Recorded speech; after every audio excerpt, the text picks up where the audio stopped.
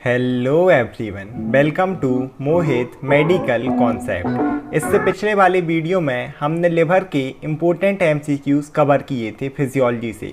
इस लेक्चर में हम बात करेंगे इम्पोर्टेंट एमसीक्यूज़ ऑफ हार्ट की, जो कि आपके फिजियोलॉजी के हैं। और ये सारे हार्ट के एमसीक्यूज़ आपके सभी टाइप के गवर्नमेंट एग्ज़ाम, चाहे वो फिजियोथेरेपी का हो या फिर नर्सिंग का या फिर लैब टेक्नीशियन को, सारे इम्पोर्टेंट के लिए इम्पोर्टेंट है। तो हम स्टार्ट करते हैं हमारे फर्स्ट क्वेश्चन से। हमारा पहला क्वेश्चन है the foetal heart start beating at. Question क्या बोल रहा है कि जो फीटल हार्ट है, अब फीटल मतलब समझ लो फीटल निकला फीटस से। फीटस का मतलब होता है वो बच्चे जो भी माँ के पेट के अंदर है, और इसी बच्चे के अंदर अब हार्ट भी डेवलप होगा। तो यही ये क्वेश्चन पूछ रहा है कि जब इस फीटस के अंदर मींस माँ के पेट के अंदर जो बच्चा है उसमें जब हार्ट डेवलप होता है तो वो कितने टाइम बाद धड़कना स्टार्ट करता है। जो पहला ऑप्शन है that is 3 to 4 weeks after conception, means जब फर्टिलाइजेशन हुआ है, मेल और फीमेल गैमिट्स मिटे है ना, मीन्स आप बोल सकते हैं एक सेक्सुअल इंटरकोर्स हुआ, उसके कितनों दिन बाद जो आपका फीटल हार्ट साउंड है, 3 से 4 वीक बाद। दूसरा जो ऑप्शन है that is 5 to 6 week after last menstrual cycle, क्योंकि जब भी प्रेगनेंसी होती है उस टाइम जो मेंस्ट्रुएशन होते हैं, मासिक चक्र, वो बंद हो जाते हैं। तो इसके ये जो दोनों ऑप्शन है दोनों ही राइट ऑप्शन होते हैं। अगर आप कॉन्सेप्शन के बाद देखोगे तो लगभग 3 से 4 हफ्ते बाद फीटल का जो हार्ट साउंड है ना, फीटस जो हार्ट है उसकी हार्ट बीट हमें सुनाई देने लगती है। इसके अलावा अगर आप वहीं लास्ट मेंस्ट्रुएशन से करोगे तो उसके लगभग 5 से 6 वीक बाद। तो इसका जो राइट आंसर हो जाएगा that is both of them. इसके बाद आगे देखते हैं हमारा next question, from which layer of germinal layer the development of heart and blood vessel occurs. अब कीवर्ड देखना, पहली चीज़ है जर्मिनल लेयर और दूसरा है development of heart and blood vessel.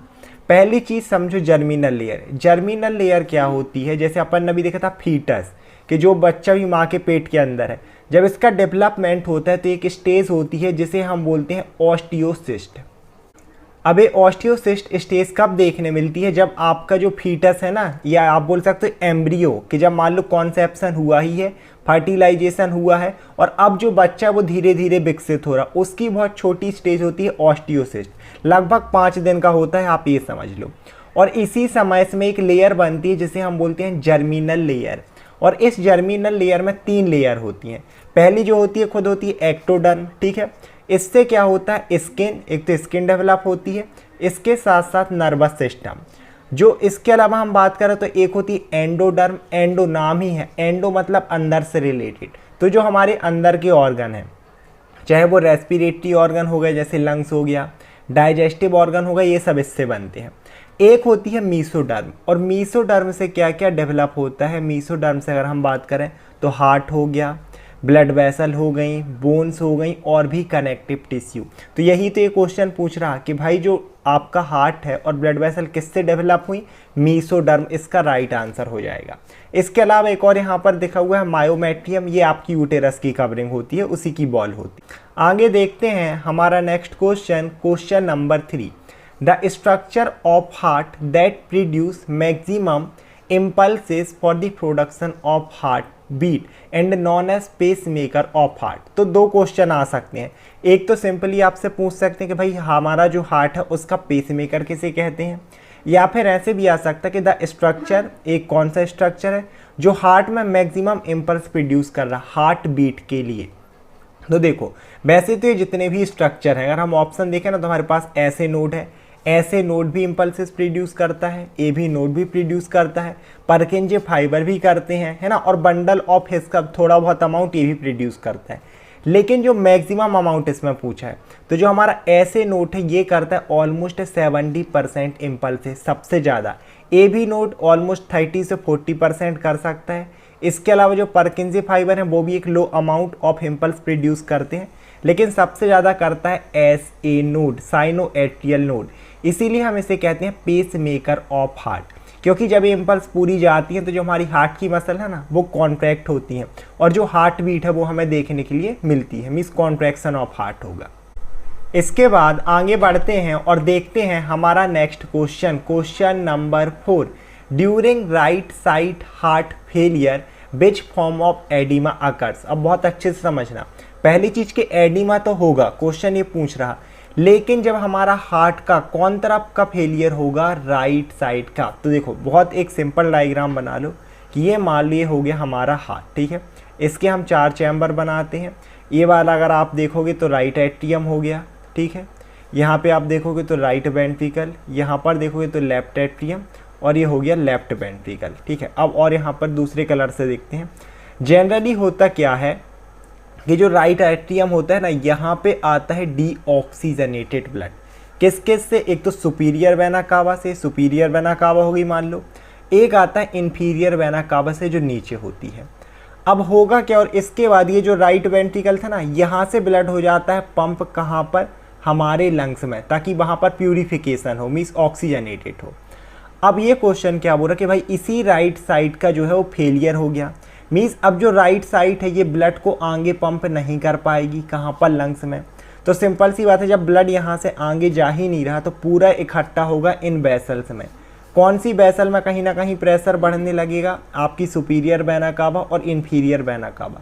Specifically इस इंफीरियर वेना कावा में जो ब्लड का प्रेशर है, ब्लड बढ़ता जाएगा क्योंकि आगे पंप हो नहीं पा रहा, और यहीं से इंफीरियर वेना कावा से फिर ये लीक होके नीचे के स्ट्रक्चर, मीन्स हमारा लेग हो गया और लोअर पार्ट हो गया, वहाँ पर इकट्ठा होगा और वहीं पे स्वेलिंग कॉज करता है, इसे बोलते हैं एडिमा। तो इसका आप राइट आंसर देखोगे तो लेग का एडिमा, तो एडिमा ऑफ जो लेग है वो राइट आंसर हो जाएगा। इसके अलावा और अगर हम देखें तो एक सेरिब्रल एडिमा ऑप्शन दिया था। देखो सेरिब्रल निकला ब्रेन से, अगर ब्रेन में स्वेलिंग होती उसके एडिमा को हम बोलते हैं सेरिब्रल एडिमा, खैर इसका कोई कनेक्शन नहीं था। इसके अलावा दूसरा है पल्मोनरी एडिमा, ये हम आगे देखेंगे, ये चीज़ आएगी। इसके साथ साथ हम देखें तो एडिमा ऑफ फेस, तो एडिमा अगर फेस में होता है लेकिन ये भी इससे रिलेटेड नहीं है, तो इसका राइट आंसर हो गया एडिमा ऑफ लेग। आगे देखते हैं, हमारा 5th क्वेश्चन बहुत ही इंपॉर्टेंट है।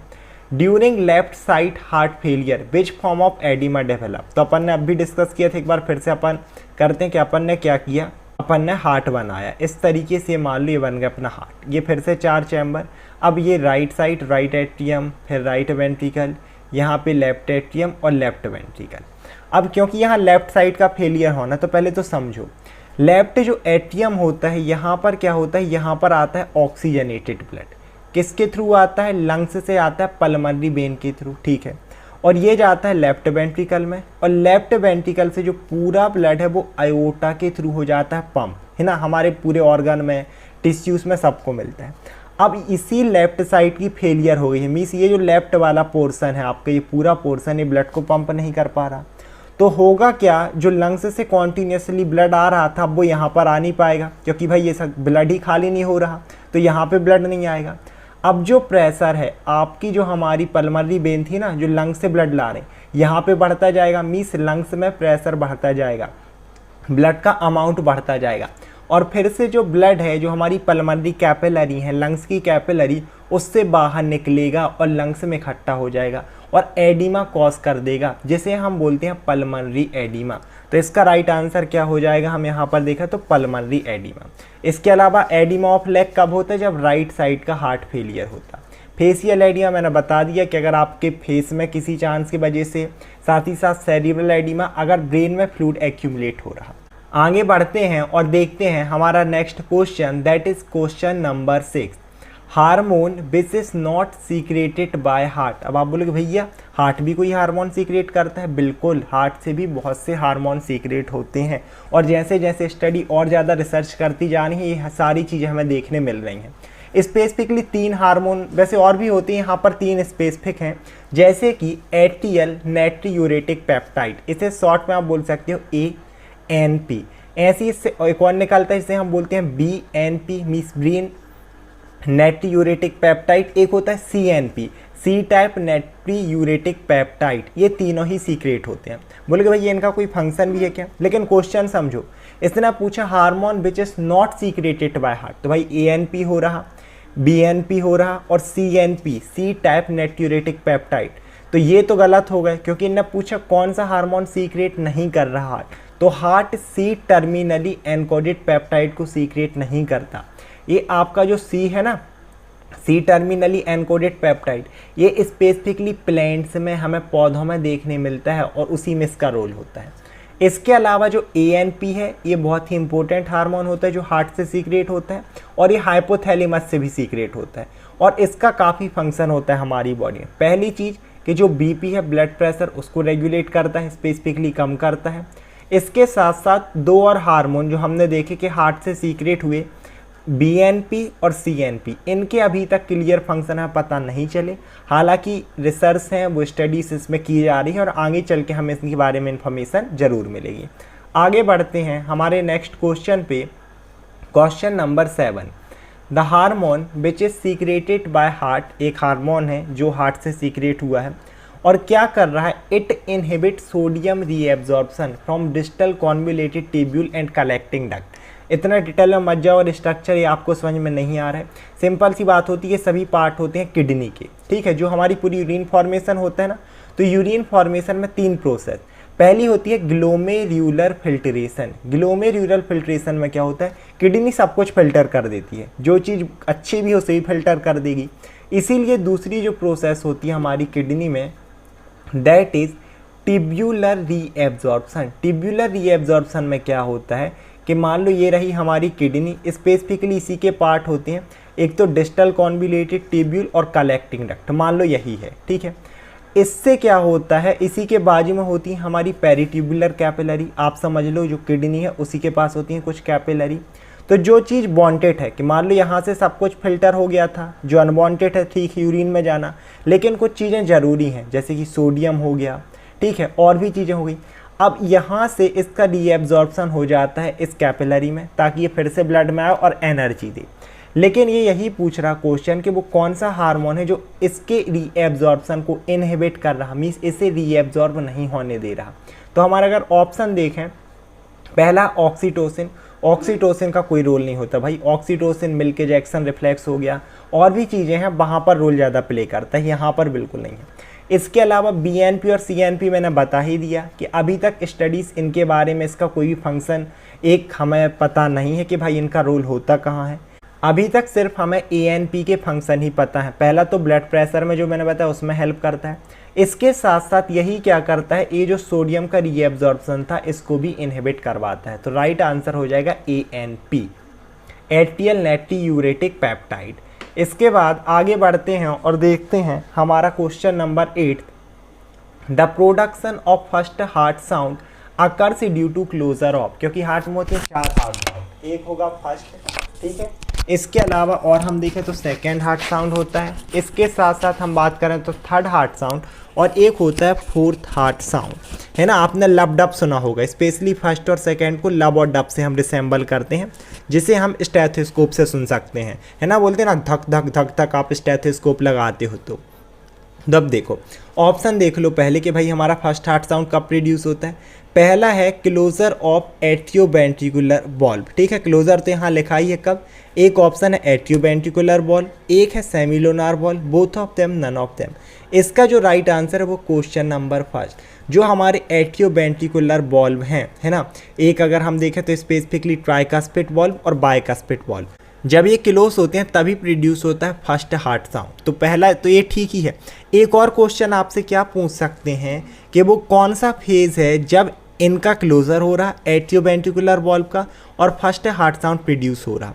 तो ये कब होता है, ड्यूरिंग वेंट्रिकुलर सिस्टोल। कब होगा, ड्यूरिंग वेंट्रिकुलर सिस्टोल, जब वेंट्रिकल का सिस्टोल होता है, मीन्स वेंट्रिकल कॉन्ट्रैक्ट करते हैं और ब्लड को पंप करेंगे।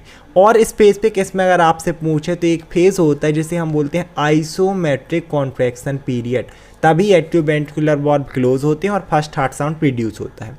इसके अलावा जो सेमिलोनार वॉल्व है, जब ये क्लोज होते हैं ना तब प्रोड्यूस होता है सेकेंड हार्ट साउंड। तो ये क्वेश्चन ये बनता है और इसमें भी ये पूछा जा सकता है कि भाई सेकेंड हार्ट साउंड कब प्रोड्यूस होता है। तो इसका जो फेज़ होता है ये कब होता है, ड्यूरिंग वेंट्रिकुलर डायस्टोल, जब वेंट्रिकुल जो हमारे वेंट्रिकल्स हैं वो रिलैक्स होते हैं। उसमें भी अगर आपसे स्पेसिफिक पूछ लेता है तो यहाँ पर एक फेज़ होता है जिसे हम बोलते हैं प्रोटोडायस्टोल। इसी टाइम पर आपके सेमिलोनार वॉल्व कॉन्ट्रैक्ट होते हैं और ये जो सेकेंड हार्ट साउंड है वो प्रोड्यूस होता है। आगे बढ़ते हैं और देखते हैं हमारा next question, that is question number 9, the production of fourth heart sound occurs due to. अब इनने पूछा भाई फोर्थ हार्ट साउंड कब प्रोड्यूस होता है और किस वजह से होता है। पहली चीज़ है rapid filling of blood in the ventricles, दूसरा ऑप्शन है contraction of atrial musculature, both of them none of them. तो देखो जो फोर्थ हार्ट साउंड है ना वो कब प्रोड्यूस होता है, जब हमारे एट्रिया, जो मैंने बताया था ना ये हार्ट हो गया, ऊपर के एट्रिया, राइट एट्रियम और लेफ्ट एट्रियम, जब ये कॉन्ट्रैक्ट करते हैं तब प्रोड्यूस होता है फोर्थ हार्ट साउंड। तो इसका राइट आंसर हो जाएगा कॉन्ट्रैक्शन ऑफ एट्रियल मस्कुलेचर। अब इसमें भी अब फिर से वही चीज़ कि क्या पूछ सकता है क्वेश्चन कि भाई किस फेज में प्रोड्यूस हो रहा है फोर्थ हार्ट साउंड, तो ये होता है ड्यूरिंग एट्रियल सिस्टोल। एट्रियल मतलब एट्रिया और सिस्टोल का मतलब कॉन्ट्रैक्शन, तो इसी टाइम पर एट्रियल मस्कुलेचर कॉन्ट्रैक्शन। इसके अलावा एक और जो हमारे पास ऑप्शन दिया था rapid filling of blood in ventricles, इसकी वजह से प्रोड्यूस होता है थर्ड हार्ट साउंड। जब आपका ब्लड है ना बहुत तेज कहाँ से कहाँ जाता है, मान लो ये है हार्ट, ये 4 चैम्बर, ये एट्रिया, ए बी एट्रिया, नीचे के वेंट्रिकल, जब जो ब्लड है एट्रिया से वेंट्रिकल में जाता है रैपिडली लगभग 70%, तब प्रोड्यूस होता है थर्ड हार्ट साउंड। और ये कब होता है, एक फेज़ होता है कार्डियक साइकिल का रैपिड फिलिंग फेज, उसी टाइम पर ये चीज़ें प्रोड्यूस होती हैं। स्पेसिफिकली आप इसे बोल सकते हो वेंट्रिकुलर डायस्टॉल का ही एक फेज होता है कि जब आपके वेंट्रिकल्स रिलैक्स होते हैं, फिलिंग होती है उनमें।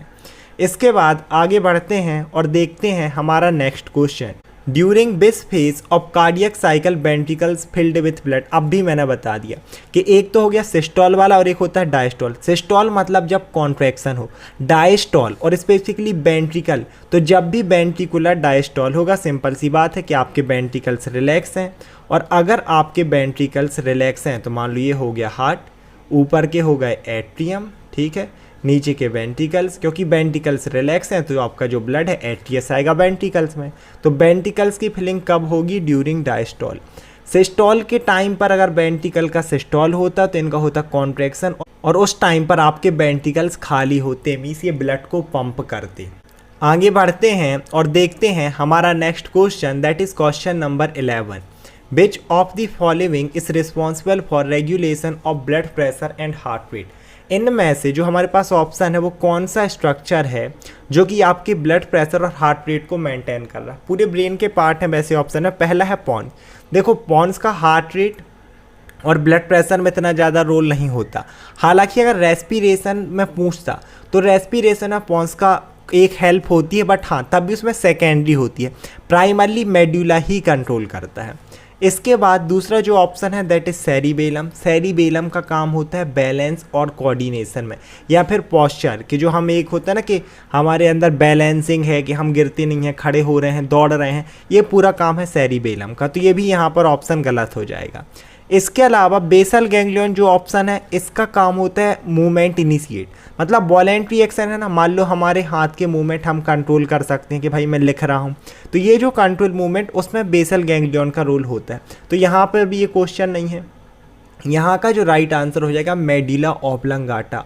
वैसे ही मेडुला ऑब्लंगाटा बहुत इंपॉर्टेंट है, चाहे वो हार्ट रेट हो गया, ब्लड प्रेशर हो गया, इसके अलावा हम बात करें तो जो डाइजेशन हो गया, इन सभी का जो मेन सेंटर है वो होता है मेडुला ऑब्लंगाटा, और इसीलिए ये इन सभी को कंट्रोल करता है। तो अपने मेडुला ऑब्लंगाटा को ना भाई सही रखो। इसके बाद आगे बढ़ते हैं और देखते हैं हमारा next question, question number 12। The main function of visceral pericardium is. अब पहले पेरिकार्डियम समझ लो, होता क्या, मान लो ये रहा हमारे पास हार्ट, इसकी जो कवरिंग होती है ना वो होती है पेरिकार्डियम, आउटर मोस्ट कवरिंग होती है पेरिकार्डियम। कैसी कवरिंग, आउटर मोस्ट।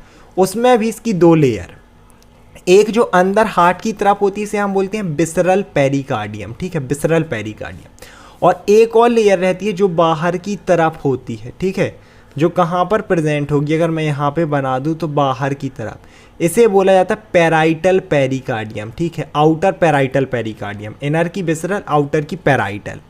अब होगा क्या, जो आउटर वाली पेराइटल लेयर है ये फाइब्रस कनेक्टिव टिश्यू से मिलकर बनती है। इसका काम होता है जो ओवर स्ट्रेचिंग हार्ट की उसको प्रिवेंट करना, स्ट्रेंथ प्रोवाइड कराना, तो इसका काम तो है नहीं। और जो इनर विसरल थी, जो हमने ये देखी थी ना इनर विसरल, ये वाली लेयर, इसमें होती हैं कुछ इपिथेलियल सेल, मीसोथेलियम कहा जाता है। ये क्या प्रोड्यूस करती हैं, कुछ फ्लूइड को, इस तरीके से फ्लूइड प्रोड्यूस करती हैं जो कि ल्यूब्रिकेशन में हेल्प करता है, ठीक है। तो इनने इसी का फंक्शन पूछा है, main function of visceral pericardium क्या है, फ्लूइड का फॉर्मेशन करना, जो ल्यूब्रिकेशन मीन्स यहाँ का फ्रिक्शन प्रिवेंट करेगा। तो ऑप्शन अगर हमारे पास ये है तो राइट आंसर हो जाएगा। तो हम ऑप्शन में जाते हैं, ठीक है। पहला है प्रिवेंट ओवर स्ट्रेचिंग, जो कि नहीं होगा क्योंकि ये आउटर पैराइटल का पूछता तो ये ऑप्शन सही था। दूसरा है prevent friction and provide lubrication, ये ऑप्शन राइट हो जाएगा। मैंने बताया ना कि फ्लूइड सीक्रेट करते हैं और वो हेल्प करता है। इसके बाद टू पंप और ये कॉन्ट्रैक्शन ऑफ हार्ट, ये पूरा अगर हम देखें पंप को, ब्लड को पंप करना, तो जो हमारी मायोकार्डियम है उसका फंक्शन होता है, वो मसल कॉन्ट्रैक्ट करती हैं और ब्लड को पंप। तो ये थे हमारे मोस्ट इंपॉर्टेंट MCQs। स्पेसिफिकली हम बात करें तो फिजियोलॉजी से और हार्ट टॉपिक से, जो कि सभी गवर्नमेंट एग्जाम में बहुत ज़्यादा रिपीटेड हैं। इसके अलावा जैसे कि हमारे हर लेक्चर में क्वेश्चन 10 से 12 ही होते हैं, लेकिन आप अगर ओवरऑल देखोगे तो हम 50 से ज़्यादा क्वेश्चन और आंसर कवर करते हैं, क्योंकि इसी में आप देख लो कि हमने कितने सारे डिस्कस किए। पेरिकार्डियम डिस्कस की, मायोकार्डियम डिस्कस की कि भाई पैराइटल पेरिकार्डियम का क्या फंक्शन है, ओवर स्ट्रेचिंग को प्रिवेंट करना, विसरल की हम बात करें तो फ्लूइड को प्रोड्यूस करना। ठीक है।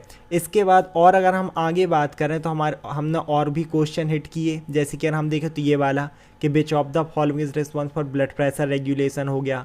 तो प्राइमरी है मेडुला, सेकेंडरी अगर आपसे पूछ ले कभी रेस्पिरेशन के लिए तो पॉन्स है। इसके साथ साथ और भी चीज़ें हमने देखी, सिस्टोल हो गया, डायस्टोल हो गया, हार्ट साउंड हो गया, स्पेसिफिकली फीटल हार्ट साउंड। ठीक है। यहाँ पर हमने चारों हार्ट साउंड देखे कि कब प्रोड्यूस होते हैं और किस फेज में प्रोड्यूस हो रहे हैं। साथ ही साथ हमने कुछ यहाँ पर हार्मोन्स देखे जो कि हार्ट से सीक्रेट की, बहुत ही इंपॉर्टेंट है। ये जानकारी लोगों की नहीं होती कि भाई हार्ट से भी कोई हार्मोन सीक्रेट हो रहा, तो बहुत ही इंपॉर्टेंट है। आप सभी चीज़ का ना नोट्स प्रॉपर बना के रखें। इसके अलावा ये 2 क्वेश्चन कि right side heart failure, left side heart failure, बहुत ज़्यादा पैथोलॉजी में भी ये चीज़ें आ सकती हैं। इसके अलावा अब आपने ऐसे नोट तो हमेशा सुना होगा कि भाई पेसमेकर है, लेकिन आपको ये चीज़ें भी पता होनी चाहिए कि भाई पेसमेकर का मतलब ये नहीं कि 100% यही इम्पल्स प्रोड्यूस कर रहा, ये सिर्फ 70 करता है। और भी स्ट्रक्चर है, ये भी नोट है 30% करता है। यहाँ तक कि जो एट्रियल मसल है ना, जो हमारे एट्रिया होते हैं हार्ट के ऊपर वाले ये 2 चैम्बर, ये भी इम्पल्सेस प्रोड्यूस करते हैं, जिसकी वजह से हार्ट बीट होता है। इसके बाद ये हमने देखा बहुत ही इंपॉर्टेंट कि भाई अगर हार्ट का डेवलपमेंट तो मीसोडर्म से।